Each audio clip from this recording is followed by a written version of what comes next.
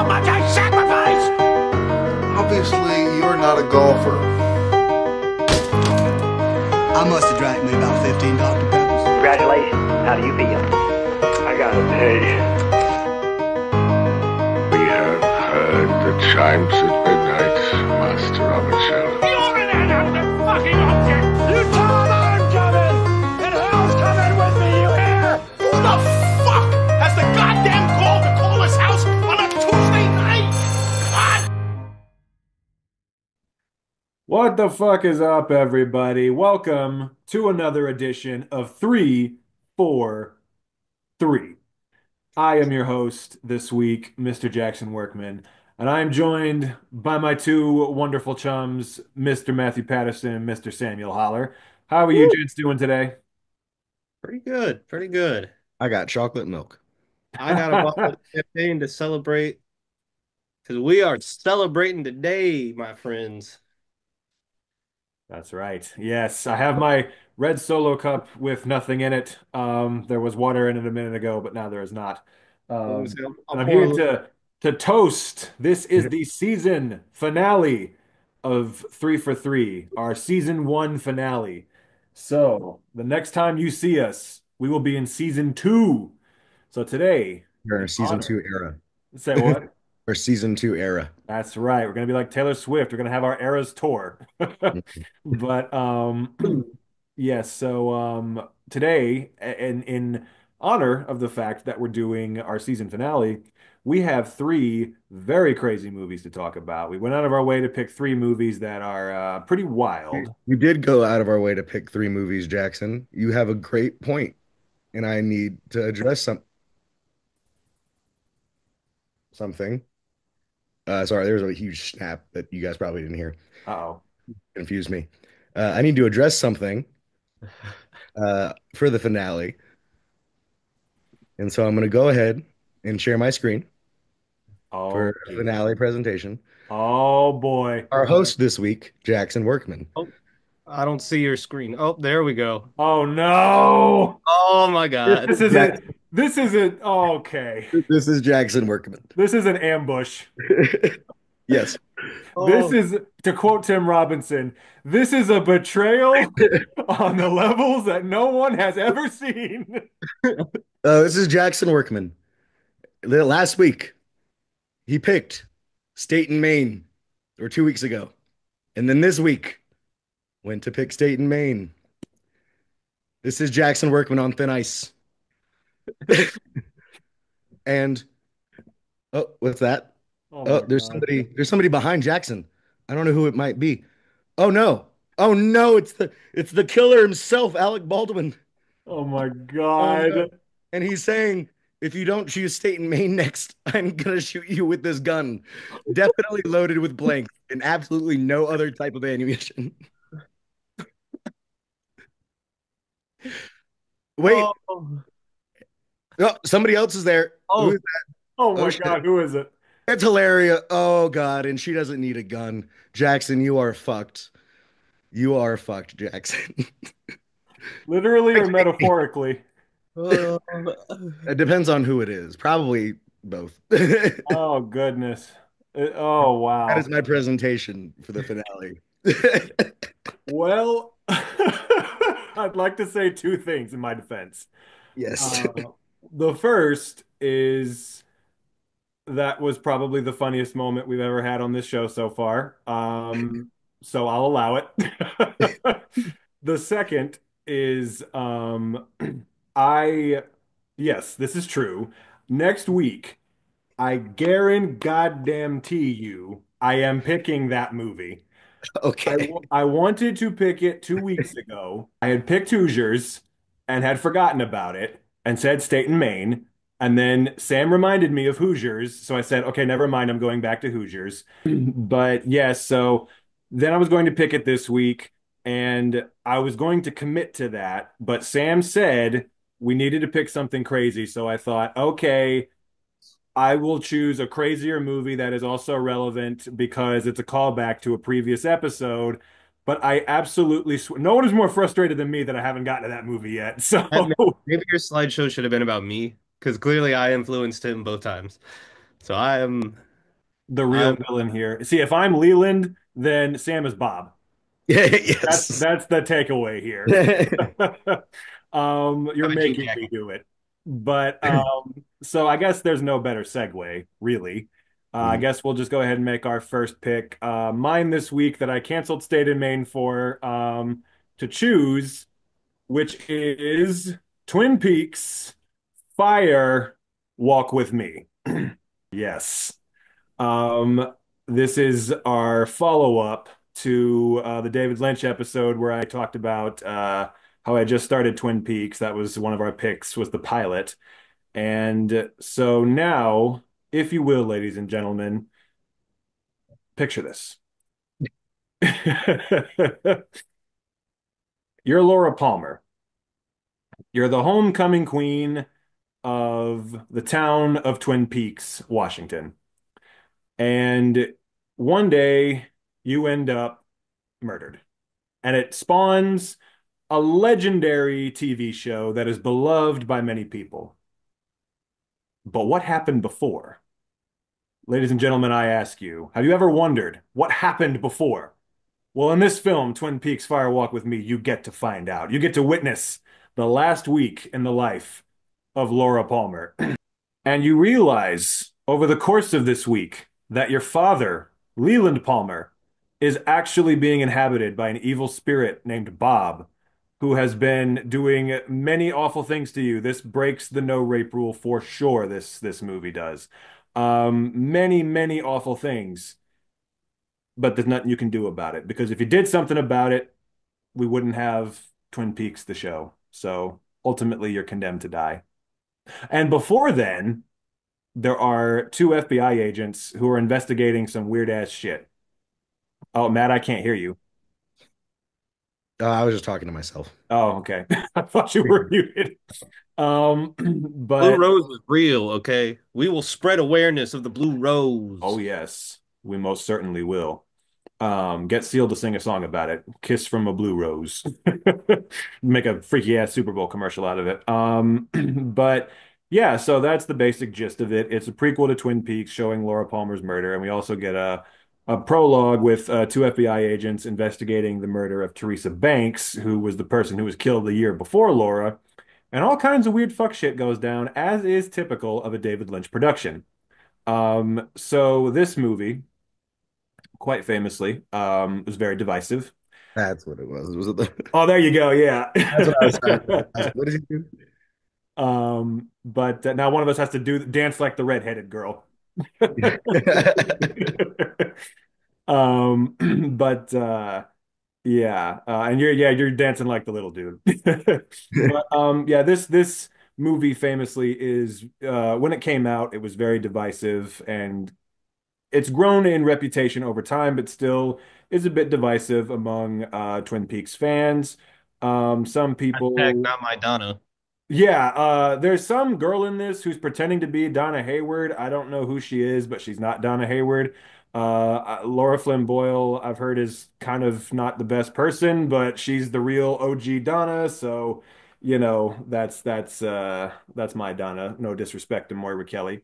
But yeah, so what did you guys, Sam, obviously, this isn't your first time watching it. Matt, I assume it's not your first time either. So before I go in, what are you guys' thoughts on this one? Sam, I'll let you go, or I'll let you go first because I don't. I think you're gonna. I'm gonna have more, nitpicks. Okay. Um, well, I had seen this once before, which was back in like 2016, 17-ish. And this movie confused the fuck out of me. And I had no like idea to what extent this shit really delve into. And it wasn't until season three that it all clicked for me. And so rewatching it this time was absolutely bonkers. There are some terrifying moments in this thing. There is some very calm, tender moments, but it really made me think of a lot of just I don't know, pulp is not the right word, but it was just fucking juicy. There was some times where where like the textures of the people just existing in life had like a very finite roundness, and you could understand everything that was like about the character 360 even if you didn't see all 360 of them. And it just sucked me into it, and I was captured from start to finish. And what a rough way to go out. Sometimes my arms bend backwards. So, but I Yeah. loved it. It's not my, it's probably a bottom tier of like what I enjoy of Twin Peaks and what I like really am like interested in terms of the story and the backstory and what's going on with these characters. I think it was there was some characters that since it was take like filmed after season two that I feel like they just were a little too old for some of the moments that were going on because they had grown up in so many ways. Um, particularly James. Yeah. James was way older. Still a bitch, but way older. Still has the five head, but way older. But yeah, I was about to say his forehead did get bigger. But So I mean, so like Chiedi Mundi proportions in this one. yeah, this is definitely one of those like again t like as far as Lynch goes, it's definitely on my like bottom of like my favorites of his movies.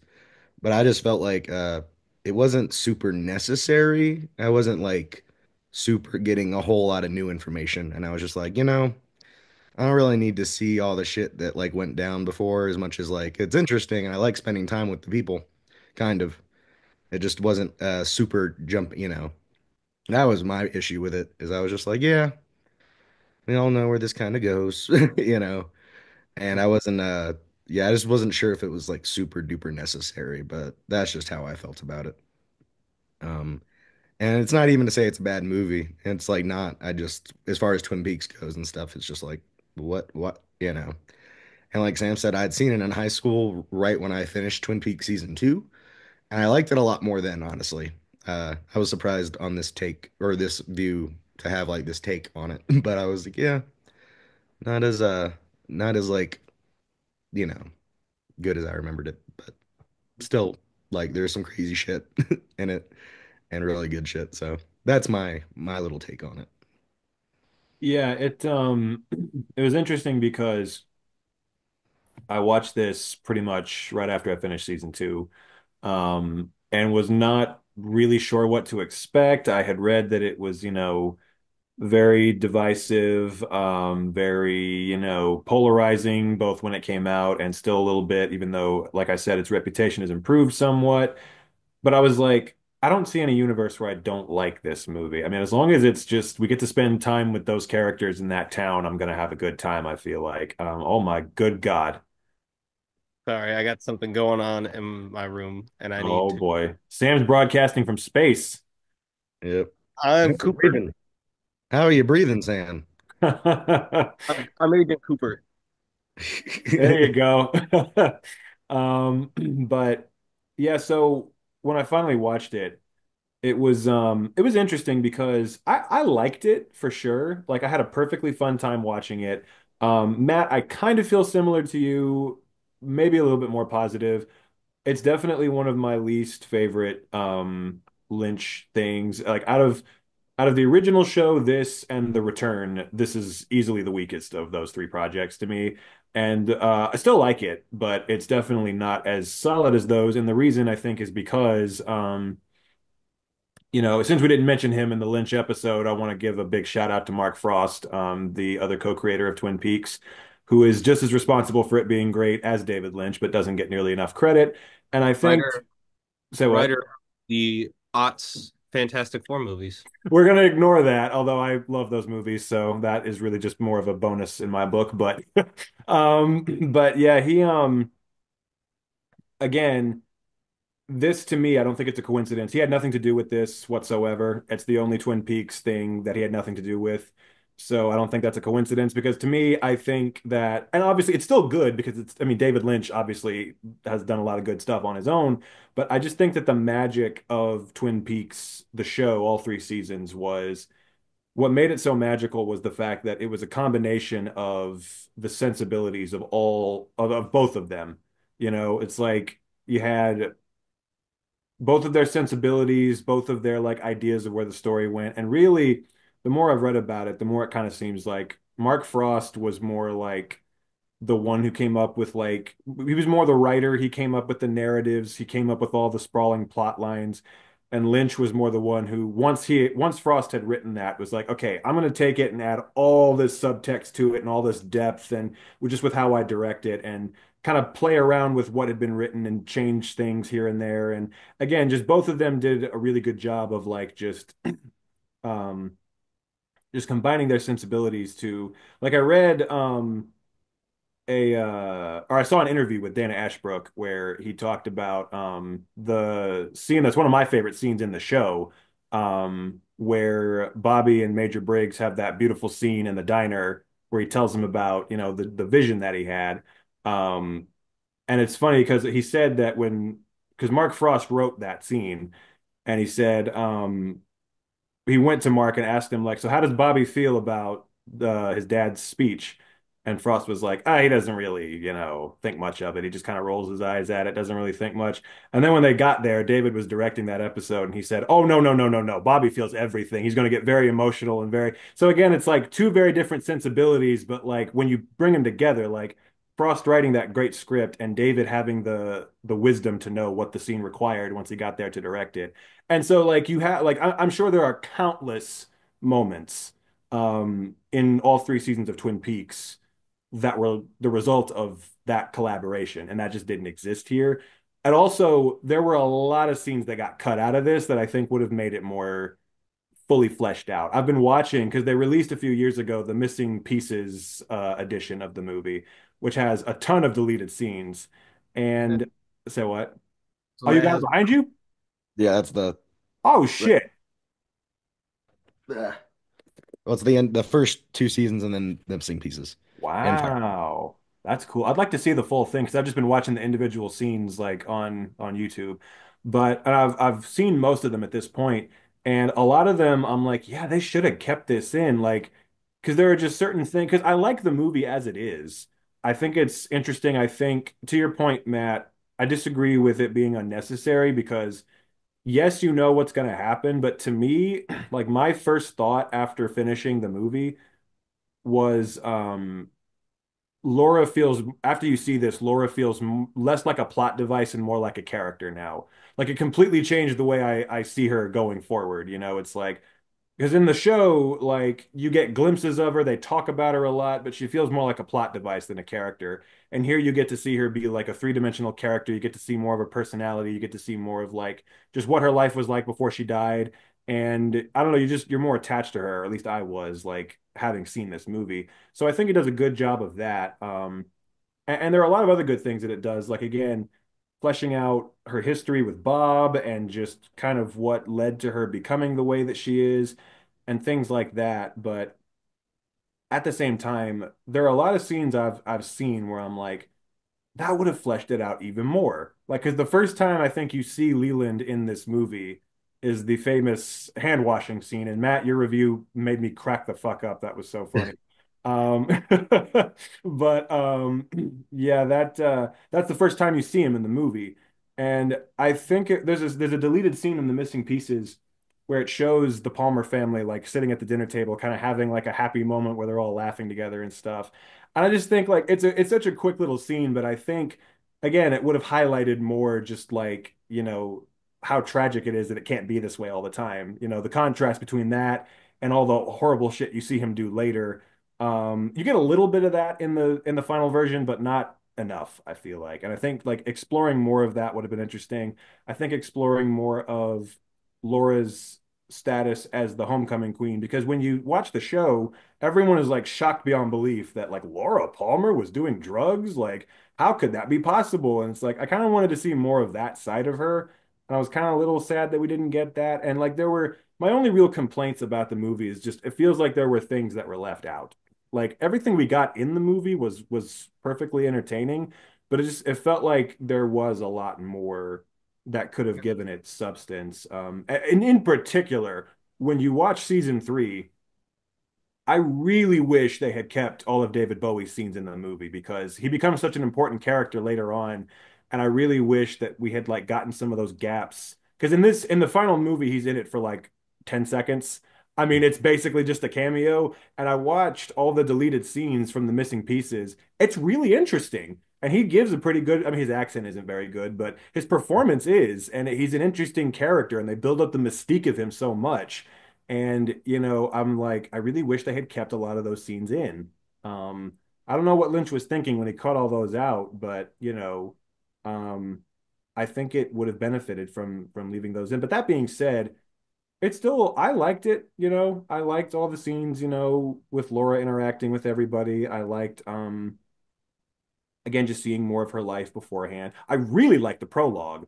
I thought that was honestly probably my favorite part of the movie was the prologue with Chris Isaac and Kiefer Sutherland. That was like very mysterious, very interesting. Yeah, like the blue rose and I like like the look of the trailer park and the way yeah, that it was shot.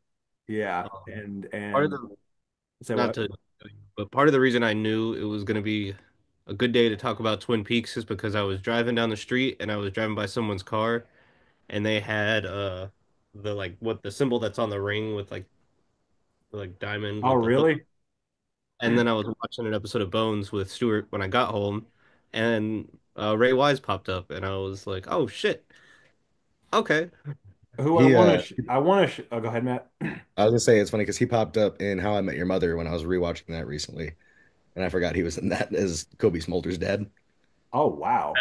Yeah, That's yeah. wild. Um, but and I want to shout him out too. He is a god tier actor. Like, as far as I'm concerned, his performance in the show, he's the best actor on the show. No disrespect to Kyle or anybody else. They're all great. The whole cast is great, but if you're talking who gave the best performance on Twin Peaks, it would be Ray Wise, in my opinion. And he's fantastic in this as well. He is so incredible as that character. And Cheryl Lee as well in this is just fucking transcendent. Like she leaves everything she has on the fucking floor by the time this movie is over. Just like very raw, very emotional, very scary at times. And just I read that she apparently like really gave her all to that performance and you can see it like it's all there by the time the movie's over. But yeah, and again, just there are little things too that kind of deepen the mystery. Like in the show, you kind of wonder, okay, how much does Laura's mom know about Leland and what's going on? You kind of they leave that to your imagination. Here they kind of imply much more strongly she knew the whole time what was going on and just kind of didn't do anything about it. And just it's also again very disturbing actually because again in the show it's left up to your imagination. But them actually going so far here as to show what Leland has, in it, like, against his will been doing to Laura all these years is very, very disturbing to see. And it's just like, oh my God, like really, again, just the tragedy of the character of both of them, really, because I mean, Laura obviously is the most tragic character in the show, considering she's murdered at such a young age. But I honestly find Leland to be one of the most tragic characters as well, too, just because, I mean, to As spend your whole life being possessed by this demon who's making you do these awful things. And that scene, he's such a great fucking actor. That scene after the hand washing scene where he gets control of himself back and goes to her room and is like, I'm sorry, I love you and everything. Like he plays that scene so well and you feel so bad for him. And it's just like, oh, Bob, you suck. You suck so um, much. spoiler alert for those watching that haven't gotten that far in the show, but this it made me think so much of the scene with Maddie and how like ways that it was the same, but it was very different in some other ways. It was oddly more animalistic, and it was already brutal as all get out. Yeah. So, And one other thing that to me I wasn't a big fan of, the murder scene in this to me didn't like I was a little underwhelmed by it. It just kind of felt like, the glimpses of that scene that you saw in the show were terrifying. Like in the season 2 premiere in particular, where they give you that brief kind of glimpse of it at the end of the episode, one of the most terrifying scenes in the show. Like just the glimpses you get. So you think seeing the actual murder, like and all its awfulness would have the same effect. And It's like it's fine, but it's like it didn't give me that same sense of terror that like you got from the glimpses you got in the show. So that was kind of there's also, I have to say, one of the worst lines I've ever heard in a movie is in this movie where Laura and James are at the high school and she says, I'm nothing, James. I'm just a turkey. You're not a turkey, Laura. Turkeys are the dumbest animals on the planet. Gobble, gobble. I was like, what is this, Geely? Literally a line from Geely. I was like, that was one. Lynch, I love you. That was, I don't know how that line passed the script. Look, But Gobble Gobble was funny, I guess. I guess so, I'm yeah. laughing on He was between smoking cigarettes and was just like, gobble, gobble. it. Yeah, there you go. I'm also surprised they got Ray Wise to even really do this again, because I was reading apparently he really, really was upset when they told him he was the killer, and it was really hard for him to like play the Bob scenes that he had to play. So like, and he arguably the worst shit he ever does as that character is in this movie. So the fact that they Terrifying. got him to come back is pretty crazy. But man, he committed. I'm telling you, it's wild. But yeah. So again, it's kind of like It's again. vivid with some more of Bobby's character too, and like the stakes that he was under, and um, the put you in the mindset of his character before the show starts and everything, because that was something that from the show that I think the first episode needed a bit more was like understanding of some people, and it does a wonderful job, and the whole show like gives you that throughout the growth of the show. But to have like that definitive like answer as to what was going on with the side characters was very nice. That's what I'm saying is like, I think this ultimately just it gives like because the show does such a good job of fleshing those characters out, but there are so many scenes when it comes to Laura in particular, you hear them mention things that had happened before she died or experiences they had, but actually getting like a real sense of her relationship with like Bobby and James and Donna, or that girl who calls herself Donna in this movie. Plant, Say what? plant dude. Yeah, yeah, that guy, yeah, the agoraphobic dude, yeah. Like all those scenes, like it just makes it richer. It gives it more depth. Like you have now, when you go back and watch the show, you now have a much more well-developed idea of, her relationship with these characters.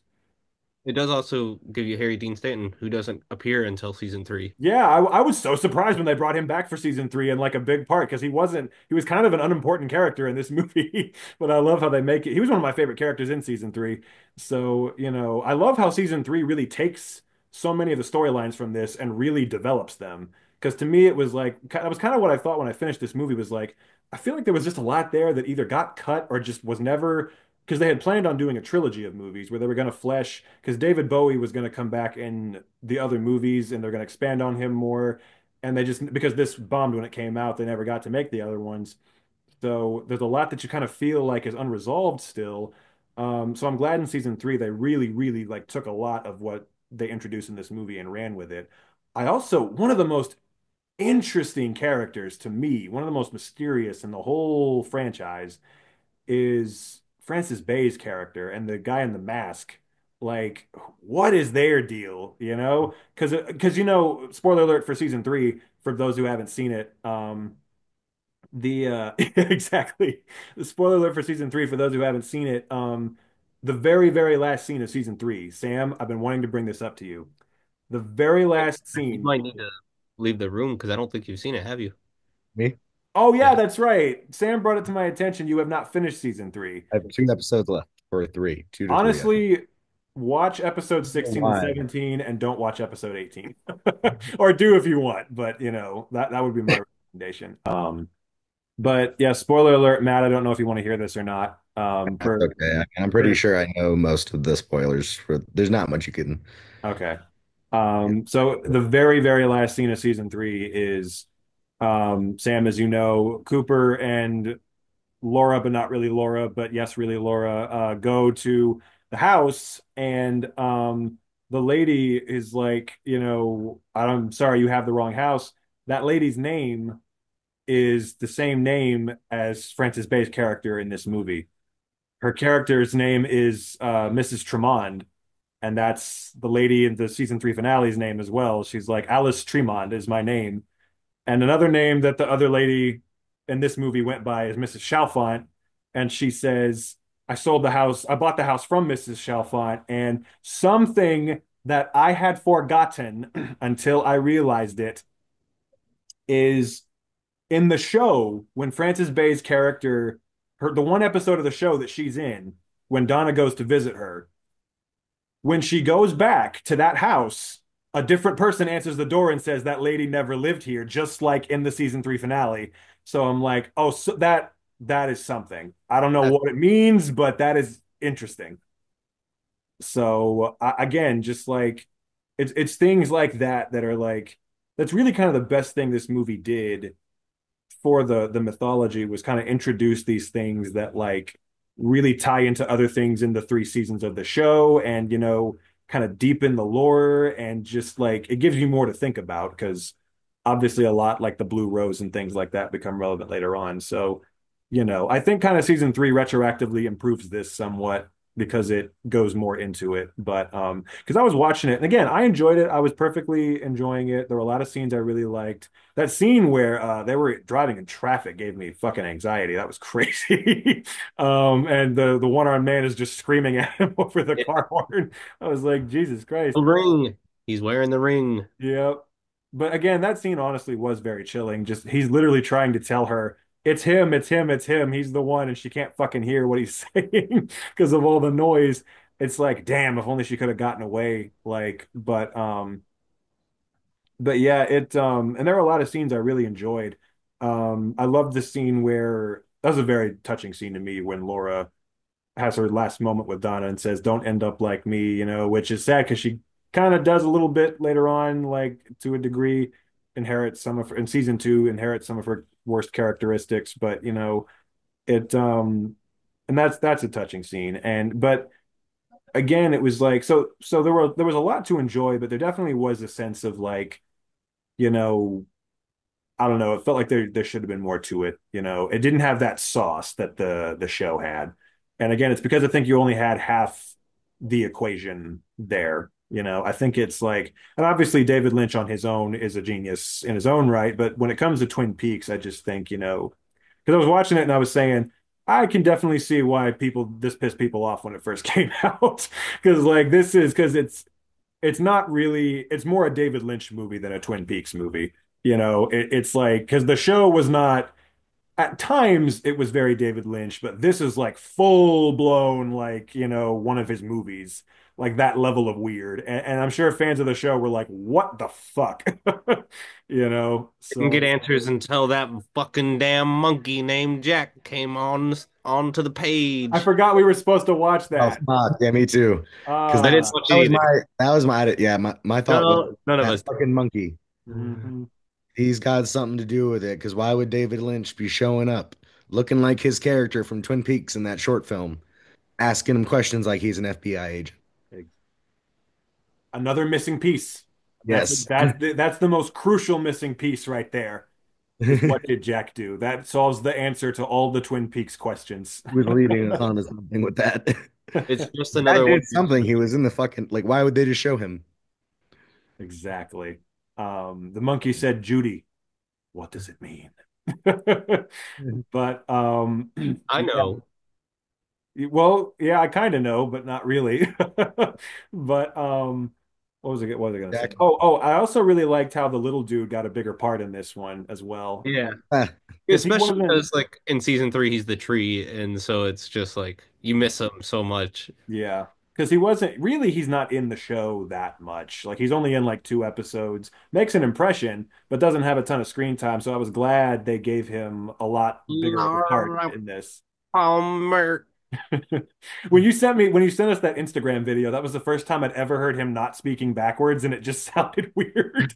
I was like, I'm not used to this. This is Yeah. odd. But yeah, and then he's the tree in season 3. So I like that you get to spend time with the character, but it does feel weird that it's not him. But yeah, and again, like yeah, I feel like a lot of characters, got a lot more to do.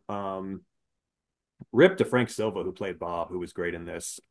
He Yeah. is that motherfucker was a set decorator before he got this part. Like he was not an actor at all. The fact that he's like that fucking scary and he'd never acted before is like impressive. Because every time that motherfucker's on screen, I get the chills. It's like I don't know how he does it with that face. He's just so It's the creepy. shot when they're Maddie, James and Donna are sitting in the living room and she looks over the couch and he's just like crawling over everything. That's one of my favorite moments of his. Yeah. I know in this movie, but it he just I wish I could laugh like him because that is a maniacal goddamn laugh. Yeah, I would say I wish I knew how to do that face, but no, I don't, because it would scare Yeah. everybody around me. I just wish I knew how he did it. He Also just shout out to this is the only time because for whatever reason they didn't bring her back for season three. Only time we get to see Heather Graham again as Annie. I like that. I like that scene that she had. But yeah, I had a fun time with it for sure. It was an interesting addition to the Twin Peaks mythology. Um, I had a fun time with it. Definitely of all the Twin Peaks projects, my least favorite. And then just in Lynch's filmography, also more towards the bottom. Still enjoyed it. But it was definitely like, had lots of good moments, but at the end of the day, it was like there wasn't much about it that was like great. It was like just it was good, like it was a fine, entertaining watch. I liked learning more about Laura. I liked the performances, like again, Sheryl Lee and Ray Wise in particular were outstanding. And yeah, in general, it was just hey, look, like I said, before I started watching it, I was like, any chance I get to spend time in this town with these people, is a fun time. I'll take it. So that was um that was fun. So now we must move on to our next pick, which is going to be tough for me to do because I can't remember what either of yours are. No, I'm kidding. No, okay. So but they both start with that's true. Okay, so how about this? We will go first off because it's the one I just watched today. We will go with Mr. Holler's pick, which is Brazil. Brazil.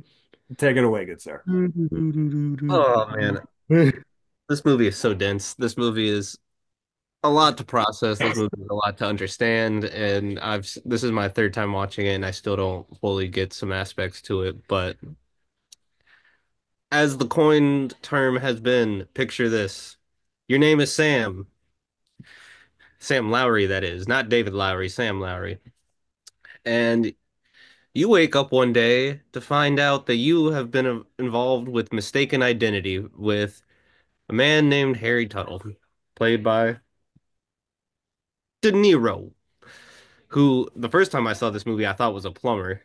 I don't know why. He more or less Oreo is. Yeah, to a degree, yeah. mustache. Yeah.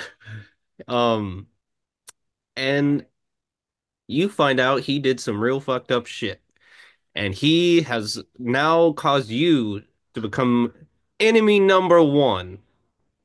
And you're living in a world that is, and I need to pull up the Wikipedia description because I enjoyed these set of words altogether.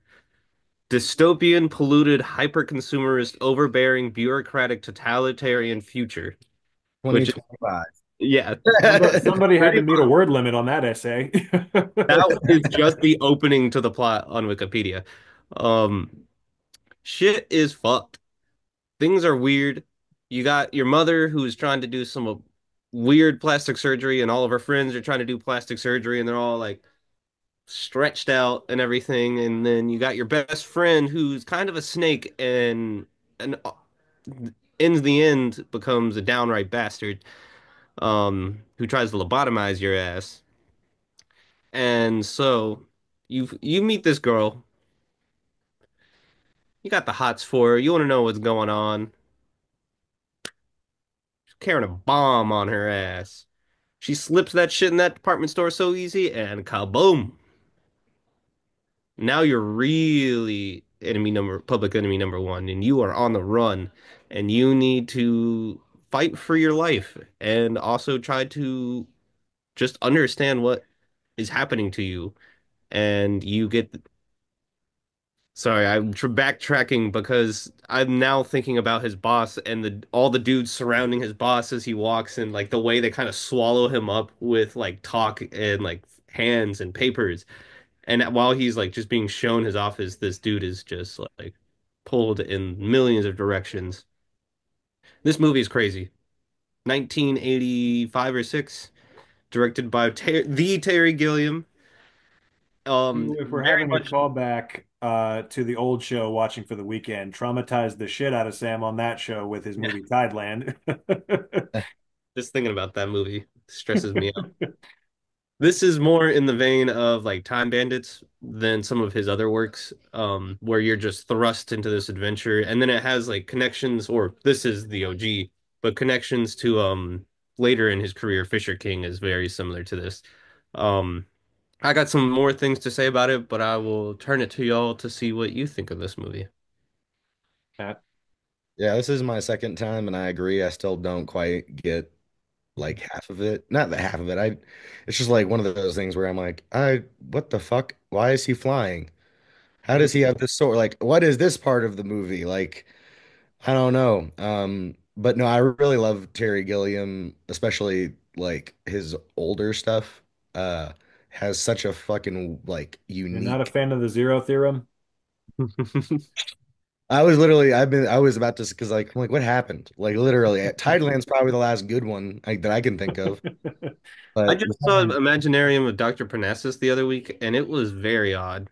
I haven't seen that actually. But no, I really like because like Time Bandits is good. Apparently, this is a trilogy, part of a trilogy with Time Bandits and Adventures of Baron von Munchausen. But Fantastic.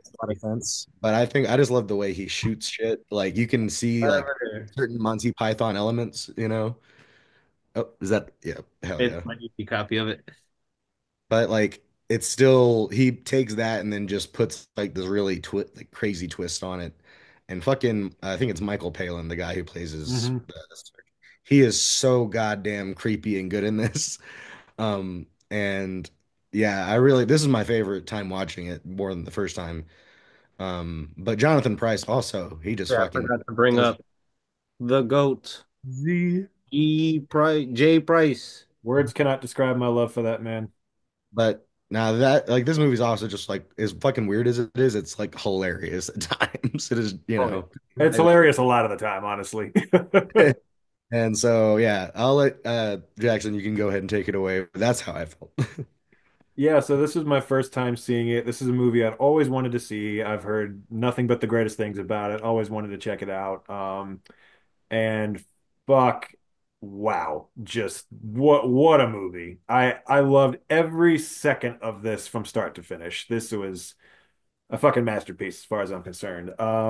It's my third Terry Gilliam film, and it's amazing how much it's like all his other movies in terms of style. I'm just like, yeah, this is very like the other two I've seen are Holy Grail and Fear and Loathing in Las Vegas, and there are a lot of similarities. Both of those movies just very batshit imagery, like handheld camera movements, like, close up on actors' faces, getting right in the camera lens, shit like that. Like clearly, like on in this movie, I was like, okay, I'm really like starting to pick up now and like what his sensibilities are, having seen it for the third time. And it's just like you said, Matt, there's a little bit of Monty Python in there with like, the kind of comical, stuffy British aristocratic people running around and, like jokes about paperwork and things like that. Like when Ian Holm, when they say he's dead, Ian Holm's like, oh my goodness, how awful. Do you know how much we're gonna get in trouble for this? It's just like that's all he cares about. It's very funny, very darkly Matt, funny. I need you to lean down and forward and make your bill really fucking long.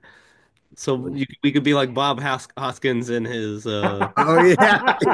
I had no idea. I had no idea Bob Hoskins was in this. When he showed up, I was like, yo, what the fuck? I love him so much as well. Robert De Niro being in this is random as fuck. I was like, what the I love that he's in this. I love When his he whips out character. that pistol and just starts shooting those guards, I was like, damn. So I looked it up, and apparently, according to the trivia, he wanted to be Michael Palin's character, but he was like, no, sorry.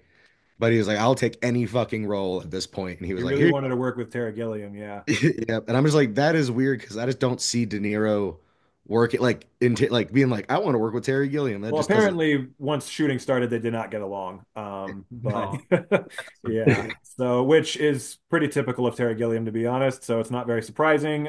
But yeah, but it's fun. And again, like downright, like a member of Monty Python is in the movie, Michael Palin. So it's like it's kind of baked right in a lot of ways.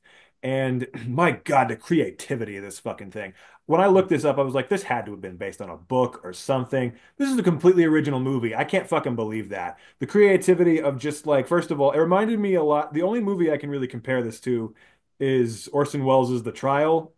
It feels a lot like that, where it's a satirical take on like the totalitarian bureaucracy, and it's just like a send up of that, and it's very, very clever and creative with just like showing all of the branches of the ministry and just showing what daily life is like and just showing like just the shit with the plastic surgery and just like how Jim Broadbent dystopian. is a crazy doctor. I Sorry, would what? not want Jim Broadbent as my doctor at all.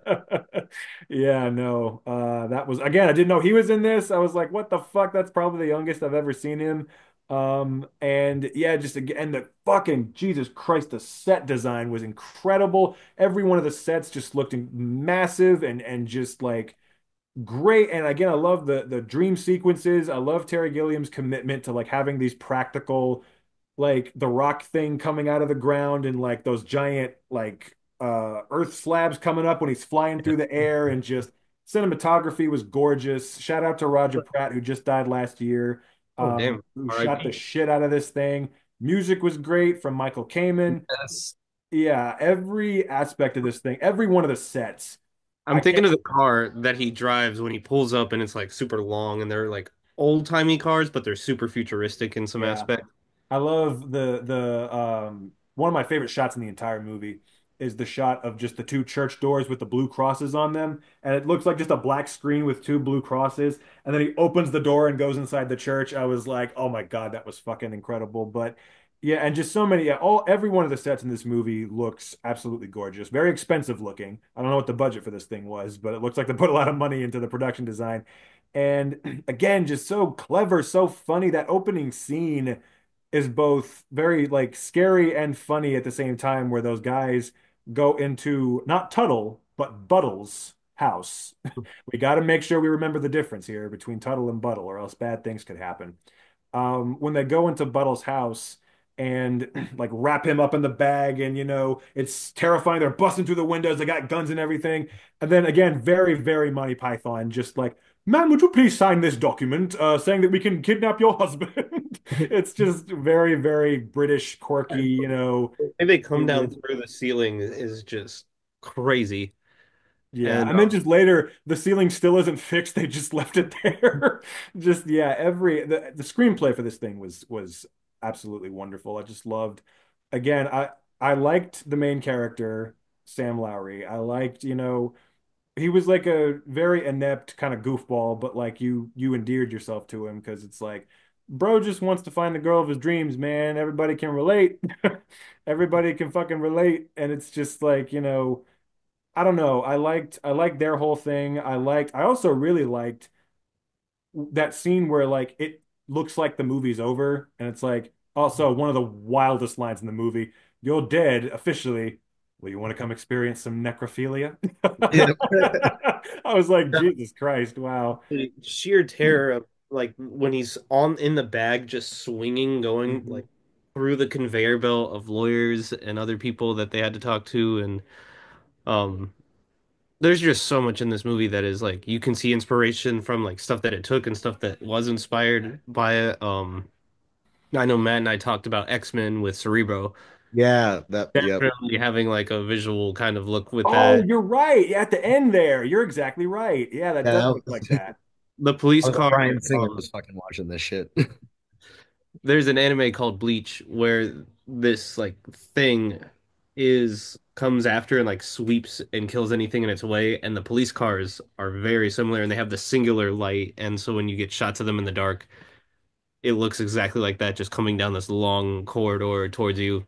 It was a minor thing for me, but one of my favorite pieces of production design in the movie was a scene where he's going through one of the hallways and there's that camera that opens up and it looks like an eye and then like the thing comes out. I don't know why that just was really cool looking to me, but just so many creative like visual elements of the movie, so many and just like little touches of just like I love the scene where they're in the restaurant and the bomb goes off and everybody's like freaking out and there's blood everywhere and the waiter just comes and brings like a like sectional thing to put in front of them so they can't see it. I'm just like, oh my God, the satire in this is razor fucking sharp and just the humor and the wittiness of it. I was like, this is it really just so unbelievably just clever and just, and again, some like just the combination of just like the wittiness of the jokes, the cleverness of the writing and the satire of it, and the creative visual elements. I love that scene towards the end where De Niro gets covered with all the newspapers and then he tries to pull him away and he just vanishes. And you're just like, what? It was wild. And the ending, it was funny because I was thinking to myself, I was like, this feels like too happy of an ending. It feels almost dreamlike. Like he's got to be imagining that. And then like that's what I didn't know if they were going to do that or not. It didn't seem, but that's what they did. And I was like, oh, okay, that's what it is. He's just hooked up to the machine and he's dreaming and shit. Um, and that And was now I'm thinking of like the just the subtle humor of like he's sharing an office with this person that they just put a wall between, and like the dude's pulling the desk further on his side, so all of his stuff falls over, and he pulls it back, and the dude, he starts fighting, and then he goes next door to the dude, and they kind of build a bond, but then the dude is very much like yeah. And I love you're a terrorist. he keeps bragging about what a computer whiz he is, and he doesn't know how to fucking operate the thing at all. He's like, I'm a bit of a whiz with this thing. It's not working. You haven't turned it on yet. Like he's such a dumbass. Apparently, that guy's the co-writer of the movie. Oh, Yeah, so that's funny.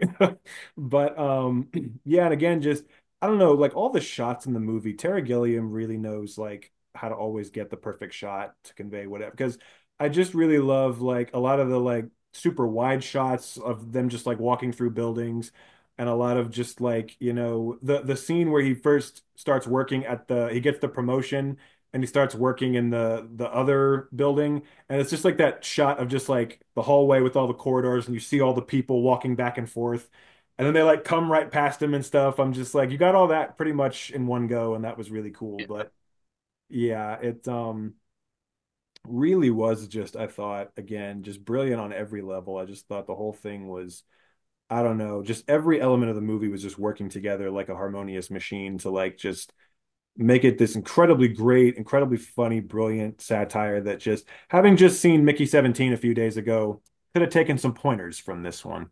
Oh, you And I don't say what. didn't like Mickey 17? I thought it was fine. The first half was really enjoyable. The second half was the most boring thing I've ever seen in my fucking life. But it so mixed feelings. But this again, the whole way through is like it stays completely on target with everything it's trying to say and everything it's trying to do, and it's just downright. It's funny because so much of it is so dark. Obviously, they're living in a totalitarian society and shit. But like, God bless, is it hilarious for so much I of it? saw in the trivia as well. I don't follow him or watch his videos, but I know you kind of like the nostalgia critic Jackson. It's his He favorite movie. Yeah, Yeah, that it's his it's favorite yeah, movie of all it's time. Yeah. a favorite movie. Definitely And for a while this was my favorite movie, and then say I like what? definitely for a while this was my favorite movie, and it just imprints on you from the get-go. Yeah, and I also love. I haven't even talked about yet. Again, the dream sequences where he's flying and where he's like fighting the samurai. Those were so. I love They, those so they much. were great. Those were like, I was literally just like, what the fuck? Like, Yeah. And then it references Star Wars because it's himself.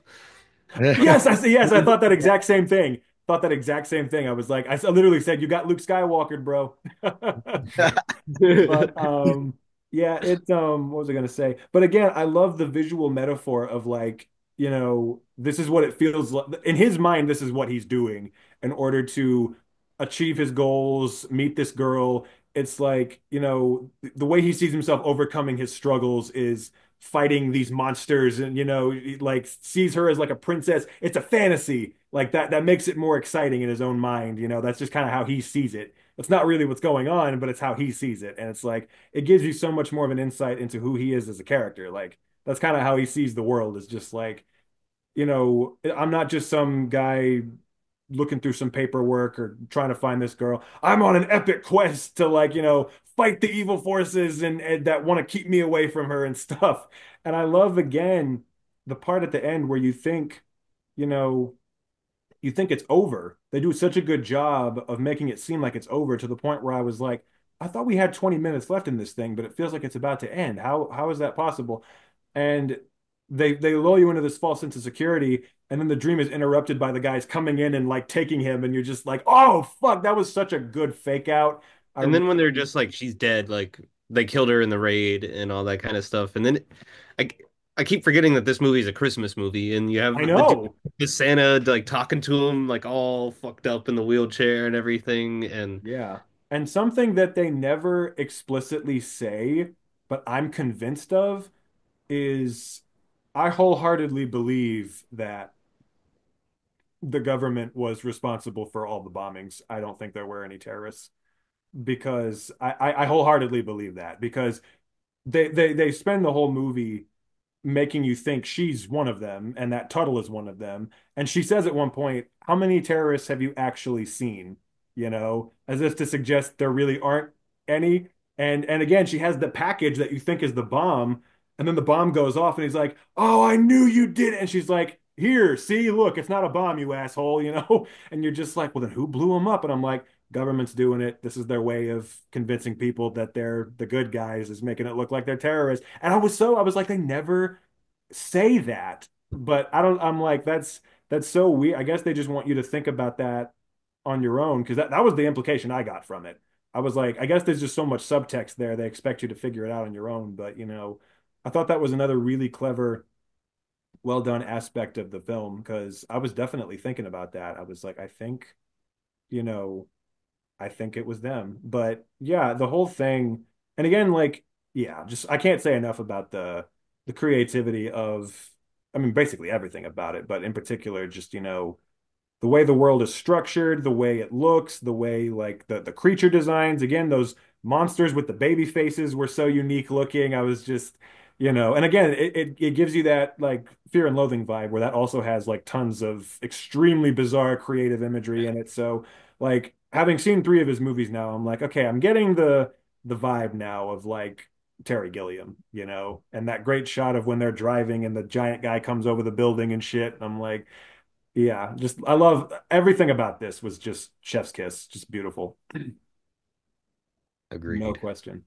Agreed. yeah, I definitely I need to watch it again. And that's what if you find a movie that you can watch at least three times, if not four, and still get new information from it and deciphering parts that you didn't quite understand, you have a piece of gold. Oh yeah. And And yeah, and also can't sing the praises of Jonathan Pryce enough. Love that man yeah, to death. He is a world-class actor, makes everything he's in better. No, I remember watching this for the first time and like I didn't know that was him when I first like because I didn't really look it up. And I'm like, how the fuck do I know this guy? And like halfway through the movie the first time back in high school, I was like, fucking what is like I can't remember from Pirates of the Caribbean. I can't remember his name. oh yeah, yeah. Governor Swan, yeah. Trevor Swan, yeah, I was like, God damn. And I was like, oh shit. And I've never seen him the same way again because now when I watch him in that, it's like I know you're like how good you are. I mean, he's great in the hmm movie. It's not that he's bad, but it's like he's totally a different, like he is just a dad in those movies, you know? I Yeah, think I mean, his it part was isn't nearly as big in those, and here he's like and also, second time that Jonathan Pryce has stressed the fuck out about cashing a check after Glengarry Glen Ross. I was thinking that. I was like, this motherfucker's always stressing about cashing checks and shit. Pleading um, with people not to cash them. But any movie that has a character with my name already kind of jars me a little and makes it a little like either connect with it a lot or it's a little too much and I'm like taken out. the fact that I related to this man in so many ways was a little concerning. This man goes through it. This man has every relationship this man has is either a complete sham or an utter failure. And it was just like, whoa. I was not expecting how like complex that like, but then there's so much that builds and he has so much positive like interactions with people and also some genuine negative ones. But then I think that's the whole point of the dreams is that he is like seeking this future version of himself that is something that he can enjoy life with and be happy with what he's doing. And then the old version comes to take him down with the katana. So Yeah, and to your point, I think that is kind of one of the things that endears you to the character so much is I feel like for better or worse, we can all kind of relate to him in a way, you know? Just I think he's got that quality of just like, like I said, one of the most relatable things ever. Bro's trying to get the girl of his dreams. Like everyone can relate on some level, to that quest. Just like, all right, man, you fucking go for it. So, and it's just honestly just trying to get through the day at a shitty ass job. So, working at the Bureau of Information. But But yeah, and also shout out to Ian Holm, who was great in this as well, who's also yeah, just someone who kills go. it every time. And Michael Palin, who this is the most like kind of serious thing I've ever seen him do. And I'm just everything else I've ever seen him in was just a straight comedy. And this obviously was very funny, but also very serious at times. And he was, like you said, Matt, very, very creepy. So it's like, wow. Every time he was on screen, I was like laughing usually, or just like giggling, or like just unnerved. I was like, God damn. But now, ladies and gentlemen, we must move to the final pick of the first season of Three for Three. And I have just one thing to say. Everybody's got something to hide, except for me and my monkey, because we're moving. Oh no! Yeah, we gotta censor my nips. But yes, our next pick, we are going ape shit, fellas, because it is Better Man. Take We it are, away, Mr. Patterson. thank you. We are gonna find out who the fuck Robbie Williams is. And that Fuck is myself. that is something that this movie uh is different from certain biopics. Most biopics kind of assume you know who the fuck you're gonna go see. This one's like, yeah, you probably don't really know me, especially if you're like not anywhere but the UK. Mhm. Mike loves him. Um, and you're in London as a We lied. wee lad, and not only that, but you're a monkey. However, everyone treats you like normal because we, the audience, are seeing you for who you really are on the inside. And I have to say, without further, like to continue on further before I do, thank you to the people who made Planet of the Apes. Because without you and your goddamn great CGI for apes, this movie wouldn't be so fucking good. Because you just kind of get used to him being an ape pretty quick, and the CGI is not bad. So I wasn't like sitting there like, wow, this sucks. I was actually very invested. It allowed Robbie Williams to play himself, and still give a great performance, in my opinion, just because like the emotion that was going through like his voice and shit was brilliant. You start out as a wee lad, as a monkey, and you want to make it big. You want to make it big. So you go on to some auditions. You want to be a pop star. And you find Damian Harriman, who's great in this. He decides you got something, some spunk, kid. So we're gonna put you in a pop band that's centered for gay people. And you're gonna have to dance in leather. And that's gonna be fucking part of your life for the rest of your And by life. the way, apparently they were 15 when that happened, so that makes it kind of weird. Yep. And And you're gonna they're be out, we're gonna tell you you're out of time when really you're just expressing yourself in a way that they don't want you to. yep. And yeah, end up kind of getting kicked out of the group, but that's okay because you can still make it on your own. And with all that comes sex, drugs, rock and roll, a Suicide. lot of cocaine, a A lot of cocaine. lot of cocaine. A liposuction machine. Yep. Jesus, like So much batshit crazy stuff. And then on top of all this, you get some really well done musicals scenes. I fucking loved the relationship between him and his dad.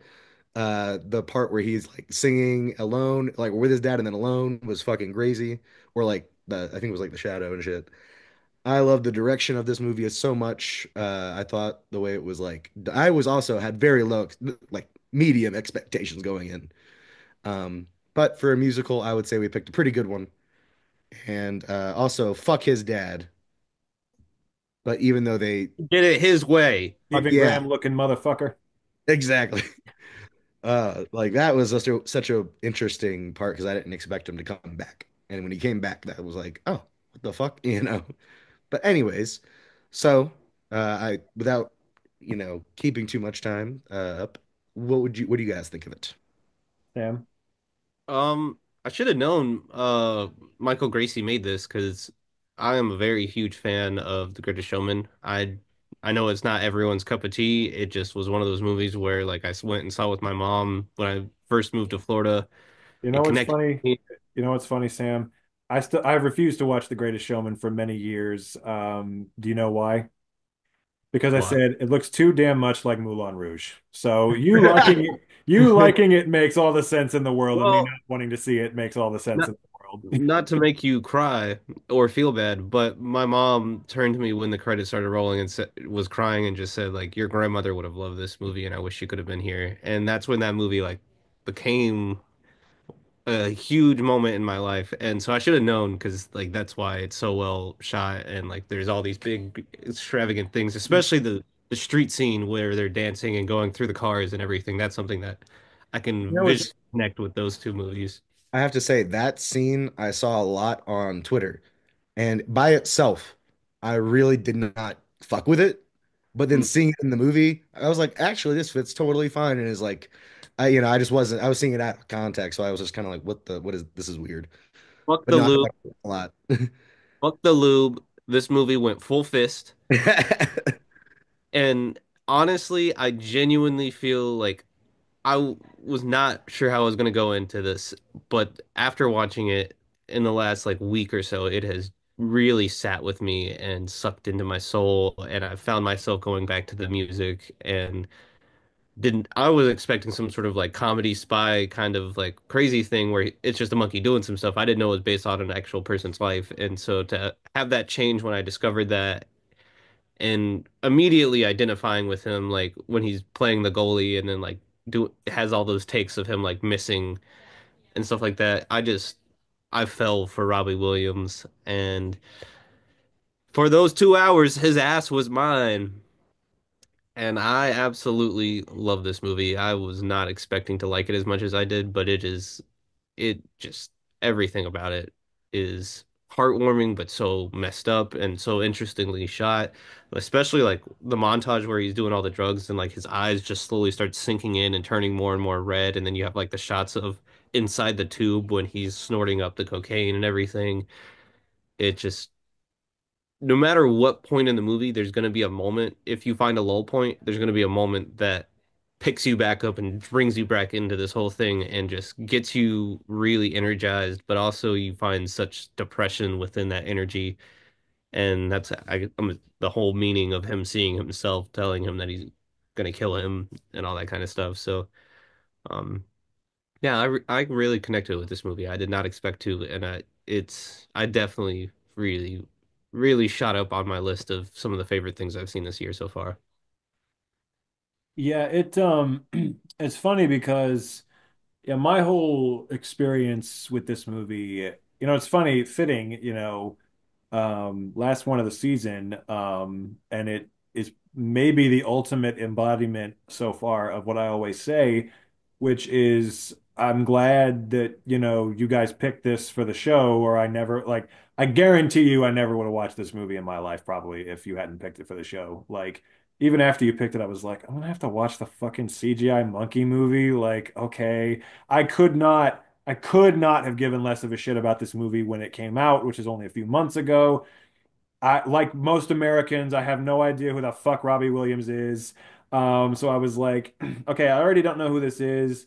And now any chance of me being interested is ruined by the fact that he's a monkey. I don't care what the fuck. It doesn't surprise me at all that this movie lost an enormous amount of money because, I was like, how the fuck are you going to market this to anyone outside the UK? And even people in the UK are probably confused why he's a monkey.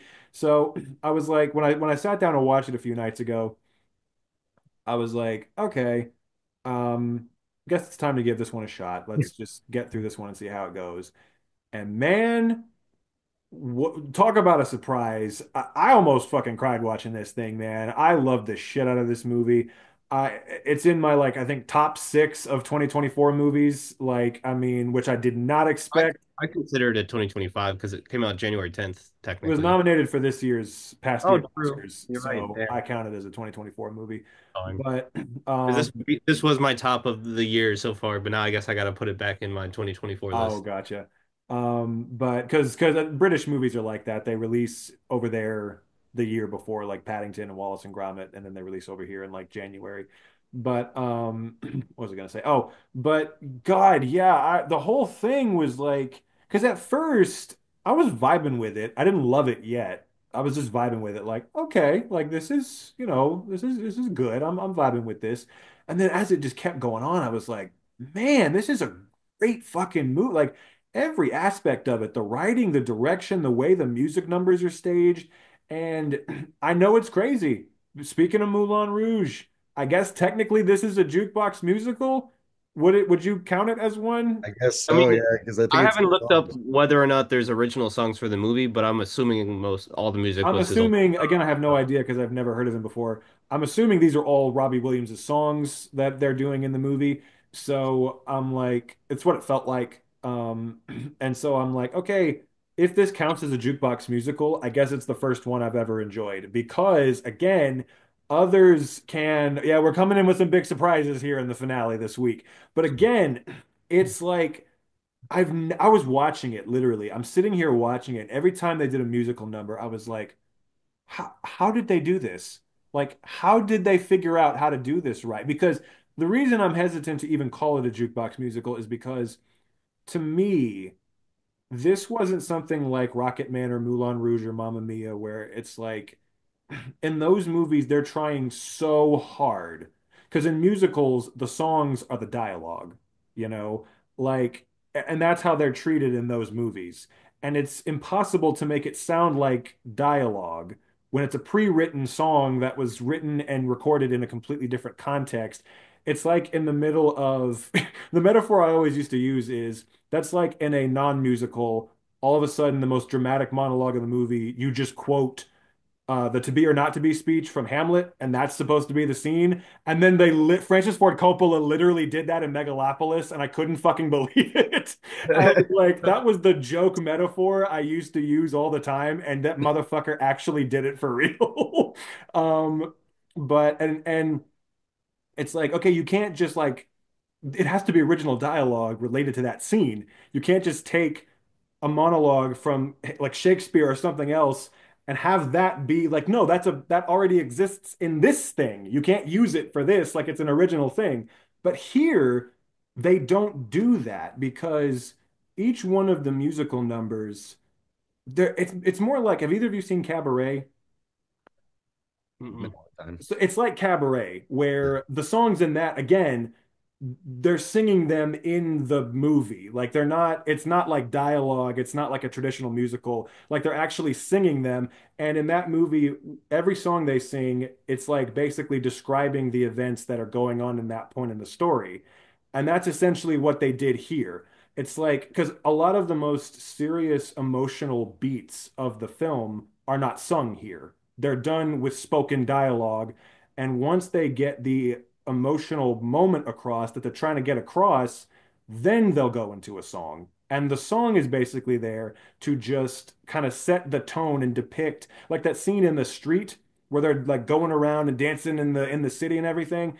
That's to highlight the fact that okay, this is the point in the movie where they're becoming a lot more famous, they're getting recognized a lot, they're really blowing up as a band, and it depicts that perfectly well. It's not like they're trying to actually carry the plot forward with that song. The plot is being carried forward with everything that's happening on the screen, and the song is basically just there to complement it. Yeah. So I'm like The that. I'm plot's like, moving that's forward how you do it. I didn't think when it the was stage possible to rises. actually make this work, but they did it, and I can't believe it. Yeah, the plot moves forward when the stage rises and he's like already on the ground, blackout drunk, Mm. trying to survive. Um, Exactly. Yeah. I got And oh, you go, Matt. I got two things I need to say though. I was gonna say, I was gonna say, I'm glad that you like this a lot, Jackson. That makes me very happy. This is your first one, jukebox musical that you like. And I feel like this movie also is like way different than other biopics, but they should do this more often. By like, because he's the monkey, they can afford to do shit like the scene where he kills all his past selves. Like they can afford to be creative because yeah, you're sticking to the plot, like the story, like you're not necessarily lying about shit, but you can take creative jumps, and it's not like, like if in a complete unknown Timothy Chalamet just took the guitar and started wailing on fucking Bob Dylan's in the audience, that would not fit into the movie at all, and people would be like, the That fuck? movie would have been a lot less boring if that had happened. But yes, I see your point. It's like, and I'm just like, that's why I was like, biopics, like, you're just like, yeah, I'm watching basically exactly what happened. And this, you're like, no, I'm kind of getting how, like, his perspective of how it was, and like his more of his emotions than just Similar like, to Brazil. Similar to Brazil. This is how he sees it. In his mind, he's having to fight all these past versions of himself, All telling him three that he's not movies good enough. are very dream space kind of discovery of self discovery. True. Hmm? Very true. But what were the two things you Robbie had to say? Williams Robbie Williams better fucking like me because I started this movie three times, and because of extenuating circumstances in my life, I fell asleep in the first like 10 minutes, the first two times, but it played all the way through. So And you got, there is a record of me having watched this movie three times within 3 days, and I know that they see that shit, and he better like me because of that. Yeah, if the people at Paramount Plus pass that on to him. But also, I need to find out what two musicals I want to do next season because both of yours, Jackson, were very bad. Gutter trash, yes. Yours, Matt, have been very good. you got And to so find I the middle. wonder, like, what? Yeah, I gotta like hit that like just fine level. Now I got to redeem myself and pick a good musical myself, at least Yeah. one. But High yeah, School Musical. say what? You got to do High School Musical. Okay, High School Musical, High School Musical 2, High School Musical 3. There Yes. we go. But High School Musical special. yes. But Views would be out the roof. hey, they probably would. You're not wrong, although I don't think we'd get a lot of likes on it because I don't think we'd have very kind things to say. But but what was I gonna say? Oh, Depending on if that basketball really hit Zac Efron in the face and changed his muscle structure. Okay, that's all we yeah, need to we can analyze that for sure. We can do a deep dive, but get our heads in the game, as it were. know. But 2000s kids remember. But never forget. But yeah, but it's interesting, like you said, Matt, like that scene again, like that whole part where he's beating up his past selves at the concert. He's singing one of his songs. Like again, that could technically be considered like a musical moment, but again, it's just like it's a compliment to what's actually going on in the scene, which is him having to have this confrontation with his other self. So it's not like distracting. It's not like he's trying to carry the plot forward with this song. And it's astonishing to me how they managed to, and again, like I'd never heard of Robbie Williams. I knew nothing about him. So learning, but it's funny because it was interesting learning more about him, but honestly, I started this and tried to treat it the whole way through, literally like, okay, I don't know who this guy is, so I'm gonna treat this like this is an original story about a monkey man who tries to join a pop band and become famous. And you can look at it that way, or you can look at it as this is a real biopic of a real person, and still it's an incredibly fascinating journey. Like the monkey thing, that's pretty much how I got over that. That's why it didn't really bother me because I was like, it's an original story about a monkey man. I have no idea who this is. So it's Not a like, monkey okay, I'll man, just go with it, you know? not a monkey man, a better man. A better monkey man. There was a movie, there was a 20, there's a 2024 movie called Monkey Man, stole the title from this movie, so they had to call it Better Man. And different man. Can't forget all And a the man. different man. Yeah, we Yeah. Very can't forget all true. the mans. Mhm. And a Very, serious very. man. Oh shit. Which one was that? I can't remember. Oh, that's 2000. Oh, that's the Coen Brothers. That's Coen the Coen Brothers. Brothers. Yeah. Yeah, yeah, yeah, yeah, yeah, yeah, yeah, yeah. But the He's Lawnmower Man. But Hey, Lon. I might have to pick that for the show. thank you, oh, Sam, man. that'll be a good one, no doubt. If But not that, virtuosity. oh boy, I feel like Lawnmower Man would be more entertaining. But what was I gonna say? Oh yeah, but again, just I admire the shit out of the presentation of it. It was very interesting learning all these things. Fuck Liam and Noel Gallagher. Fuck them both in their ass. They can both, drive a car into a wonder wall. Fuck them. Champagne supernova. Champagne supernova. After all, you're my fuck you all. That's all I got to say to the Gallagher brothers. Second movie on the cast where the movie ends with him telling people to go fuck themselves. What was the first one? The front. Oh, you're exactly right. You're Yeah. exactly Oh, right. yeah. Also, going back for a second, third Robert De Niro movie recently on the podcast as well. So we have all kinds of Oh, shit. callbacks here. Yeah. But yeah. So and I also have to shout out again, because I don't think a lot of people know this because they weren't really advertising it. Robbie Williams does the narration, but he's not playing himself. Mhm. The Okay. actor who plays him He is does do the voice. John O'Davies. Yeah. He's doing the voice and the motion capture, so he plays him in the movie. He gives the lead performance, and I think it's kind of shitty how on all the posters it's just got Robbie Williams' name as if he's playing himself, and I'm just like, okay, I think you should give credit to this actor who gave an incredible. I mean, like through a fucking CGI monkey. Like, shout out to Andy Serkis for allowing people to do this, really paving the Absolutely. way, like incredible. This would have been an incredible performance whether he was a CGI monkey or not. He just acted his ass off in this thing and was just so great, so emotional, so raw, just, I really, absolutely really love the scene when the composer comes over to his house and he's standing there with a pump in his stomach and they just have the worst argument ever and he like ends the conversation with like I need you to know that this is not why I did this with you and that's all work save everything else you said for yourself because I don't want to hear it and then leaves and then you have that scene where he's in the water just floating on that little board and his dad has to come love that All the way scene. out there. and You were it's I love always the there. helicopter coming down like over him because I literally was like, "What the fuck is going on?" And I was like, "Is that?" Then I was like, "Oh, okay, helicopter." But it kept You getting were louder and always, that was one of the hardest lines in the movie. You were always there for Robbie Williams, Dad. Why couldn't you just be there for me? louder. Yeah, I was like, damn. There were so many moments and lines, particularly in the second half of the movie, where I was like, damn, bro, like this movie has no business hitting this hard. So many moments when the grandma died, that yeah shit he never got got to see me. his nan. Oh, that was so sad. Like I when know. when you could tell her when she was starting to like go, drift and stuff. That was just so fucking sad. Yeah. I know that like his dad showed up to his apartment with that girl when he came home really messed up and she was already there and was like wanted photos and whatnot. But I was really like hoping and we didn't really get clarification whether or not the paparazzi thought she was there to sleep with him and like was a potential romance. And so that was something that like I was worried about and I was really hoping the people would they wouldn't walk out together so that the paparazzi wouldn't like get this idea and so Maybe. there was so much in-depth like things that I read into at least that like I wanted for this character that was being pushed and pulled in all sorts of directions. And what was his name? Damon Harrion Yeah. Harmon? Harriman. Piece of shit. I wanted Like to smack him. he's always He playing a bad always does a mother. really good, yeah, like But like, asshole. oh my God.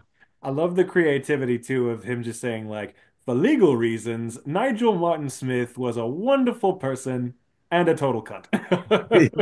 I've been seeing a lot of clips of the TV show Mr. In Between lately with him in it, and just everything I see with him remind me like you're a bastard. Him and Justified, him and this, him and Mindhunter. Him Yeah, I was playing about to say Charles Manson for Mindhunter, half a and second and Once Upon a Time in Yeah, Hollywood. well, because like his real Charles Manson is Mindhunter. Oh, yeah. that's right. Yeah, he played him in both. Yeah, that's right. Basically, I mean, if you think you could probably just connect the series because Yeah. the series. It's shared pretty. universe The between. soul crushing aspect when he does that other take and they stop him halfway through and like, we got it. And then they have him Oh, walking out, and you can hear the other guy doing it, and they're like, "Yes." and they're laughing at him and shit, and that was brutal. They do such a good job of really getting into like making you believe why he is so fucked up. And they do such a good job too of building up the whole I can't play Nebworth, I can't play Nebworth, like you really, my God, the dread you feel every time it's brought up, just seeing how he reacts to it, that is like real. And I don't know, one of the scenes that really got to me the most, also was that scene where he's in the group therapy, and I don't know, he's just like, just that whole little speech he gives, I was like, wow, like that was really moving. He's just like, I know it seems kind of stupid. Like I got everything I ever wanted, but what am I doing here? But at the end of the day, it's just he said, what is it he said? That line that really got me, where he's like, they say you stop aging, like you're trapped at the age that you became famous. So I really haven't gotten older since I was 15, and I'm trapped in that. I was like, man, like it really gives you an understanding of like where he's coming from and like how he feels and shit. It's Before so I had seen this, like a few days before I had seen just watched Sing Sing, and so it's I've been seeing some great group therapy movies, like with some of those wild scenes. yeah. I've seen some.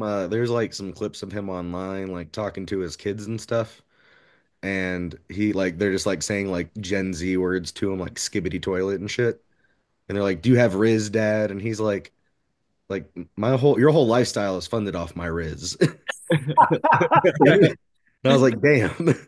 I've seen He is pretty funny in real life. I've It's seen a couple interviews with him on the Graham Norton show. He seems like a really funny dude. He I, said one of the best lines I've ever heard, where he said after his girlfriend gave birth, he said like, "What was it like afterwards?" He's like, it's like kind of your favorite restaurant getting burned to the ground or whatever, or something like that. I was like, Jesus Christ. wow. But yeah, but yeah, he seems like an interesting dude for sure. And like, again, whether you want to look at it as this is about a real person or about just a monkey man, it's like it's still a really kind of insightful look into just this guy and just like what he's been through, and just like because you've seen the whole music biopic, main character is addicted to drugs and has to overcome the pressures of fame. You've seen it a million times. I mean, shit, they just did it in A Complete Unknown. It was boring as shit.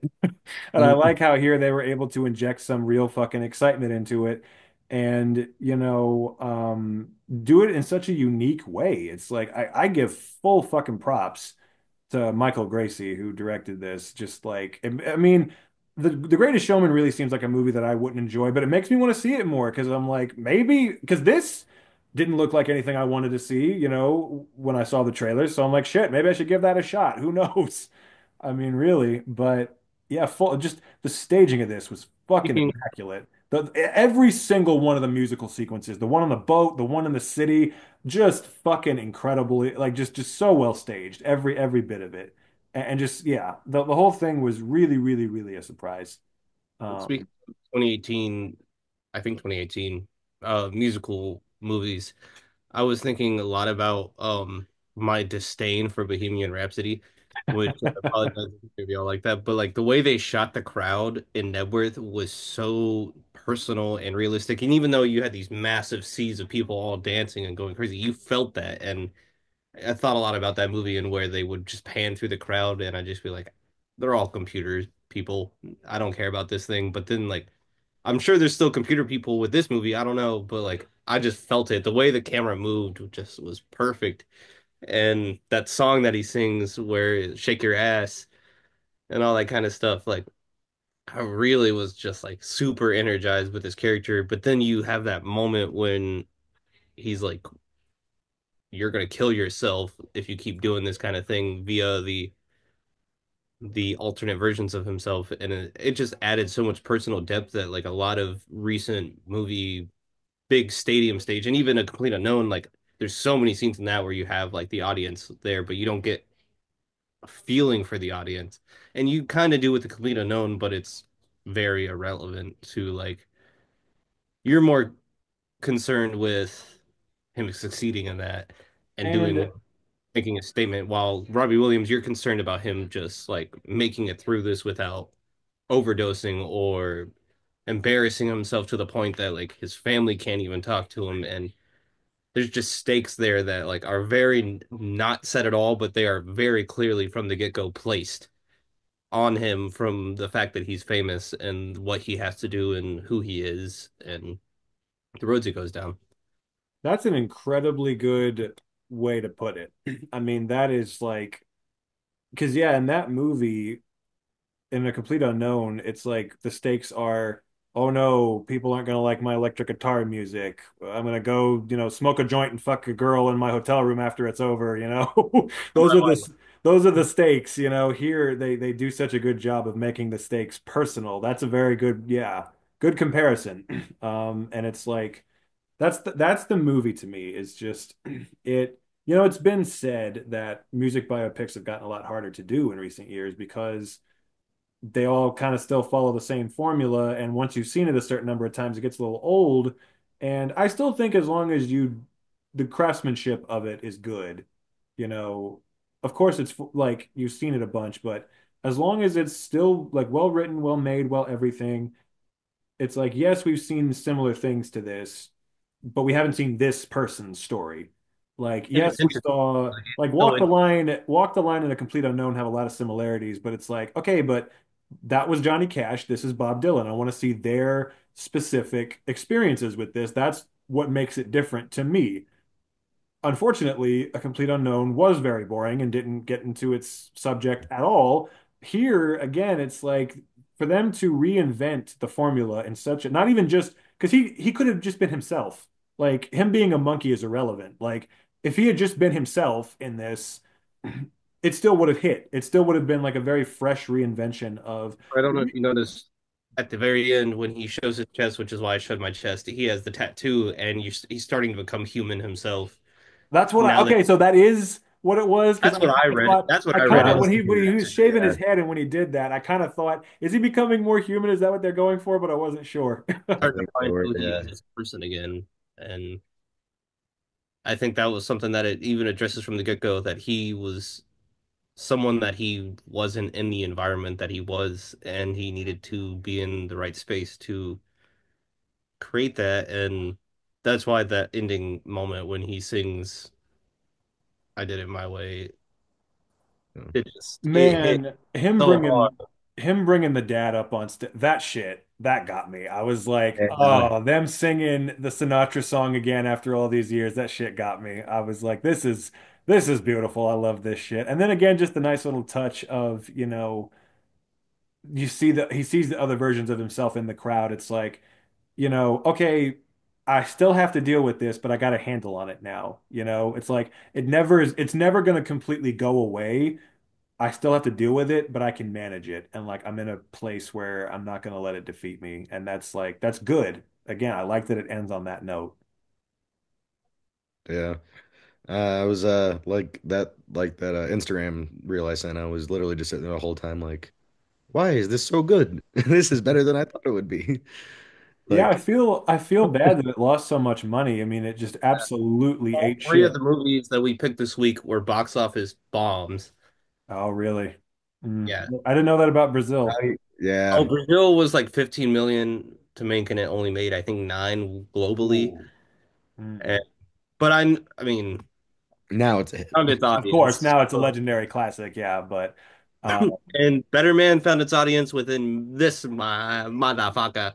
Well, no, when I saw it, when it came to like streaming, when people were still like paying for it and stuff, I saw a lot of people reviewing it like a lot better. They're like, why the fuck didn't I see this in theaters? They didn't advertise half of the shit. Like, yeah, if they put the monkey scene a little bit in the movie or the trailer, people would have been like, what? And yeah. maybe able to see it more. But like, yeah, because like like you said, I had no interest in seeing it when it came out. I just saw it was on streaming for free, and I was like, oh, sweet. I heard some good things. Let's just fuck it. I mean, And just from the get-go, that like the jazzy piano riff that starts off while the Paramount stars are going up to the mountain, I'm just like, dun, dun, dun. yeah. and and then it just gets fucking so serious, so serious. Yeah. And you're like still dancing and going crazy with him, but you're like, now I feel bad while doing this, but I'm still enjoying it. Yeah. Unless, I think it's pretty fitting because I will say, like, as much as I didn't like hate Twin Peaks, so I am 3 for 3 this week. I just had to say my piece on it. But I think we're all 3 for 3 this week. Yeah, good way to end the season. Yeah, Yeah. we three are for all three for three. three. Yes. That's a really good thing to have. Yeah. So well, I guess that's it for season one, everybody. That's a wrap on season one. Matt, Matt asked me a question that I'm gonna steal from you, Matt. Go for it. I Oh need yeah, all yeah. three of us to give the movie this season that has most sat with you and the most connected with you and whatnot. Yeah, I was gonna ask a similar thing, like just to name all the movies of the first season so far that were like our favorites and stuff. Um, if we're going with, I'd have to look through the list to see which one like I like the most. So Matt, I'll let you go first. It's not necessarily like that I like this one the most. It's just the one that I, for some reason, have been thinking about for the last like week and a half, which is Rolling Thunder. Has just been in my head. Um, can you hear me? Oh, Yep. but yeah. Great, Um, wonderful way. Sorry, it's the very, very first movie. Crazy that the podcast started with that. Like, Yeah.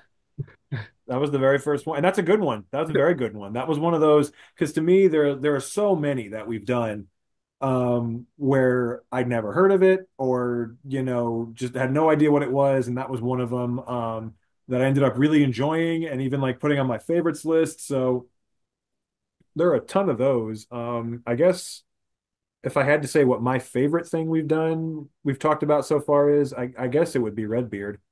Uh, well, I was just about to bring that up. That's been one that's really sat with me quite a bit.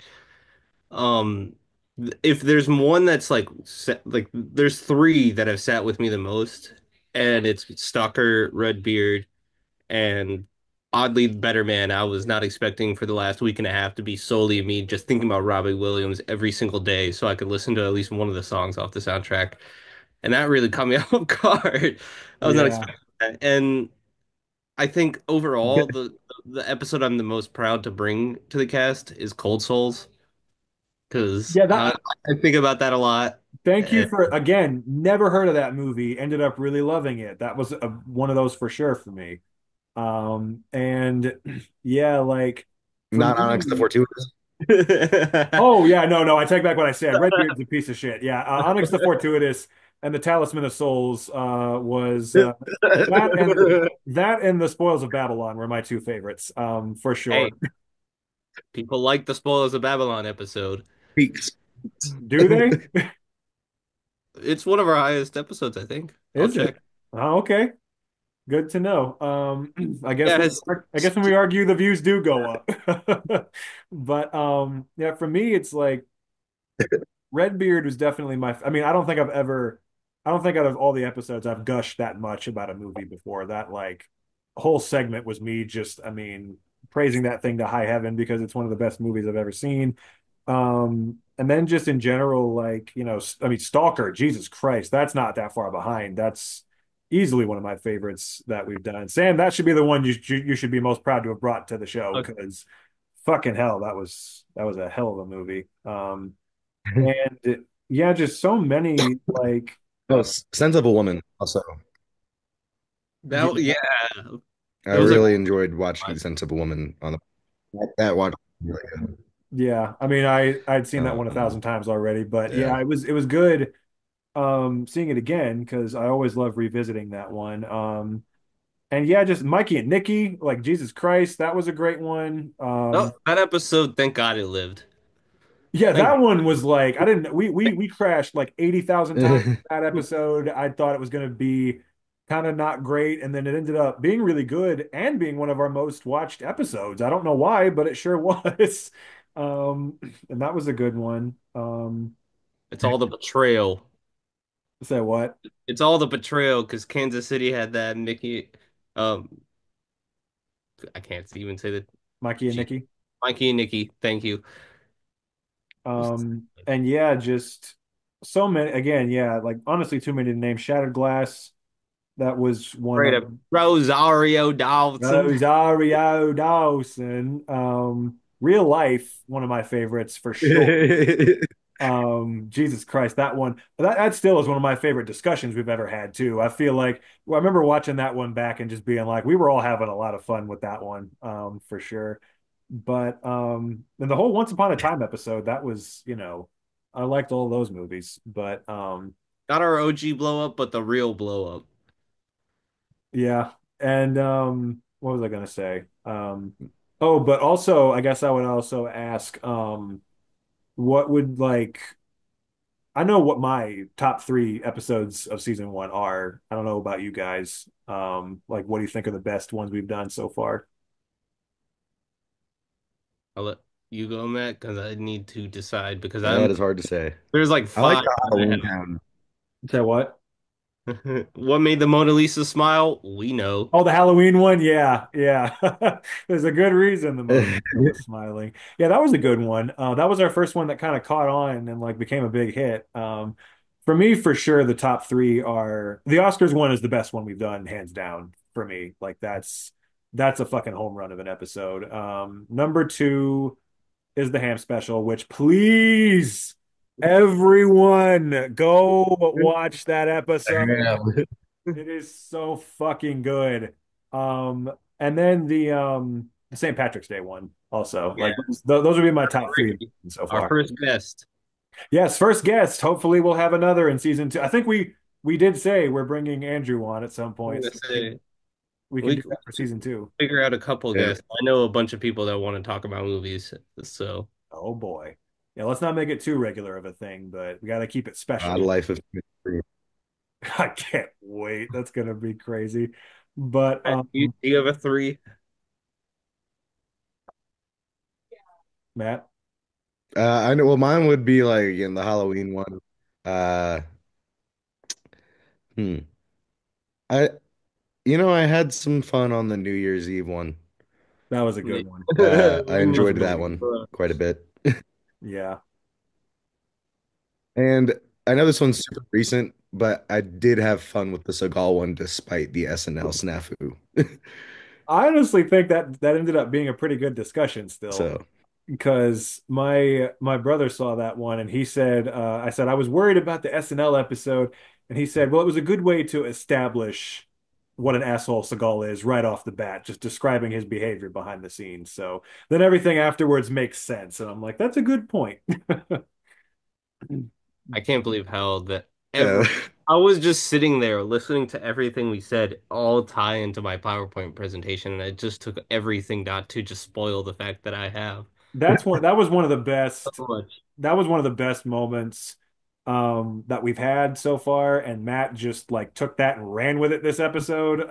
So Now now we need I a gotta, PowerPoint presentation from you, my yeah, now motherfucker. I gotta come up with one. I need to start planning more elaborate bits. I feel like I'm the least good at that out of the three of us, but yeah, and yeah, just also for me, it's been nice because honestly, some of the most fun moments I've had were talking about movies I didn't like.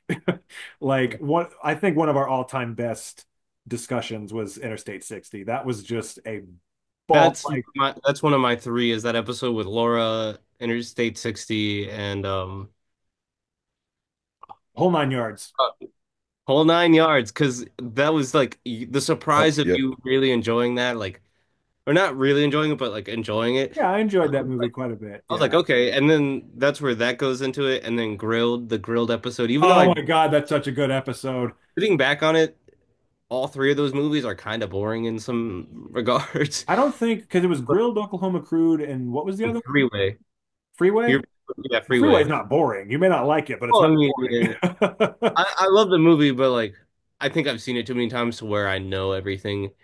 Yeah. Um, so those are definitely two of them, and then the David Lynch episode because it got you to watch Twin Peaks Yes, and which let now us is know. one of my all-time favorite shows. I love it with all my heart. I finished the whole thing. I finished season three a few days ago. So yeah, Fitting you say that.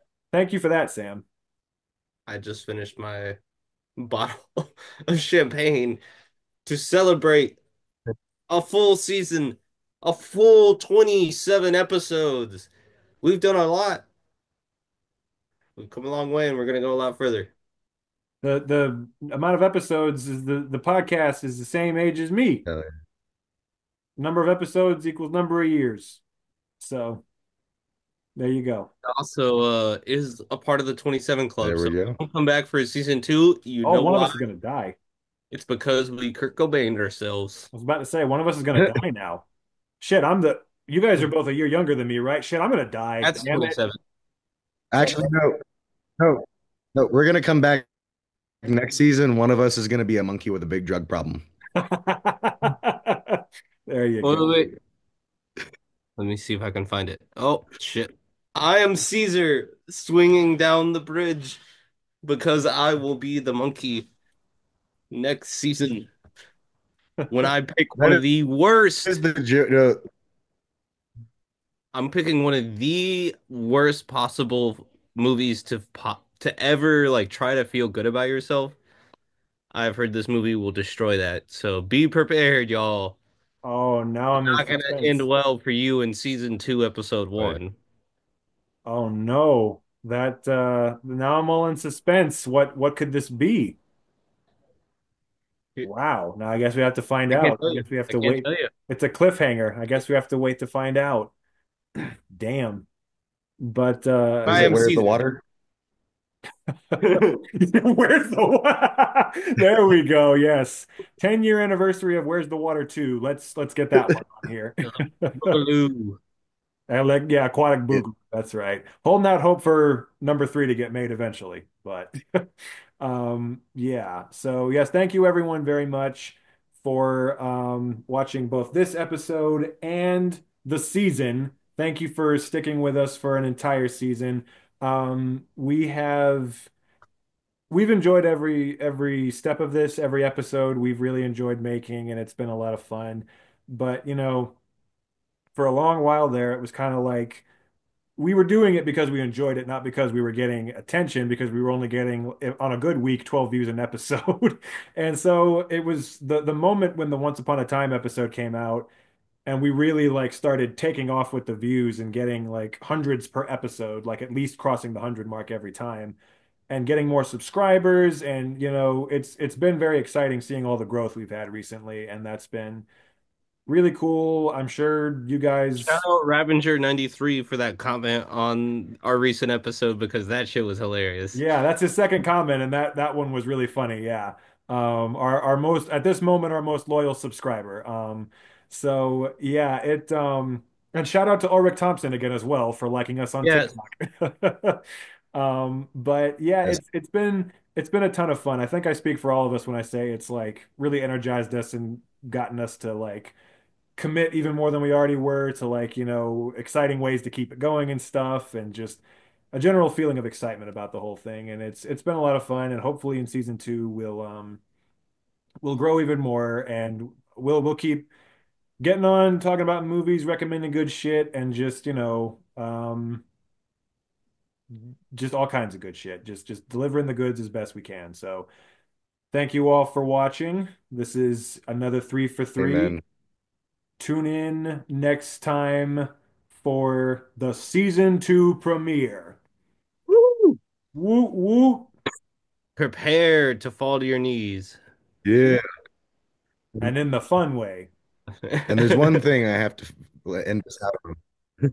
An update, a quick update. Oh, please, Brian yes. O'Halloran is still on the floor, Thank you, Matt, for and reminding me. he is the one who is winning the most right Well, I got now. to get out of this screen to be able to show y'all And this. At this he made point, a joke last episode. He made a joke there we go. about, he said, "Don't show this to Kevin. He's going to ask me to fund Clerks 4." I saw him winning the other day. I feel like at this point we should Yep. incorporate this into the episode every Win week for the Bravo. every week for the last 4 weeks. When the episode is over, Matt has kept us up to what is it? Hollywood Squares? What is it exactly? What's the show? He was sweating a No, little. it's the floor. He was Floor. sweating a little bit. Okay, so it's a game Floor show with that Yep, Bob Matt Hope. the O'Halloran floor. is on from Clerks, and Matt has kept us up to date every week for like the last 4 weeks about how far he has gone, and so we're all very invested in it. So it's been a lot of fun. But We're rooting for you. rooting for you, Brian. Absolutely. Root- Not even supposed to be there today, but Yep. you're killing it.